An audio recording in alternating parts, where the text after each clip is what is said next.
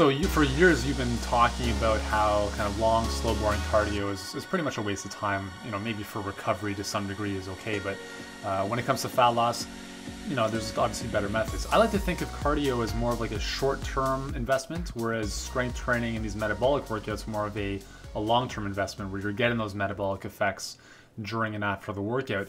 So why is cardio bad? I mean, you talked about some of the hormonal shifts and some of, you know, can you go into some of the specifics as to what the science is showing or your understanding physiologically what's happening in the body when we're spending an hour going for a run several times a week?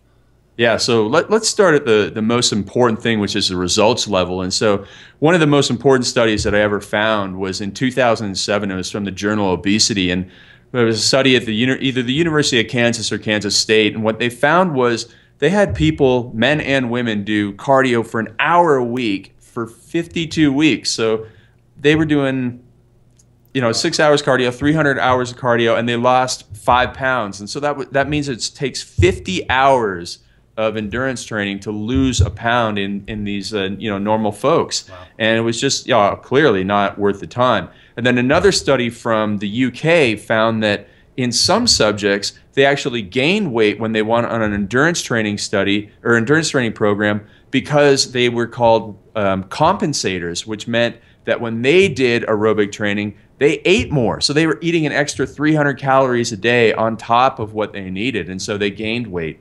And so what we're seeing there, you know, certainly you'll see improvements in insulin sensitivity with cardio, as you will with resistance training and interval training, but we're probably seeing much more higher increases in cortisol, which is a breakdown hormone, so it causes breakdown in the tissues. That's maybe why we see endurance training injury rate is so high. And so, you know, every runner, every person that goes to spin classes 5 or 6 times a week, they're going to end up in a physiotherapy office eventually because, and it's funny actually, when I was training in Toronto, there was a physiotherapist. She couldn't even walk right because she did so many spinning classes. And it's like, you know, doctor, take your own advice here. Yeah. And so, you know, we see all those changes on a big level, and that's the most important thing to me. Now, inside the body, we are seeing the cortisol higher, insulin's improved, so that's, you know, one great thing. Stress levels are improved in most cases with endurance training, but it's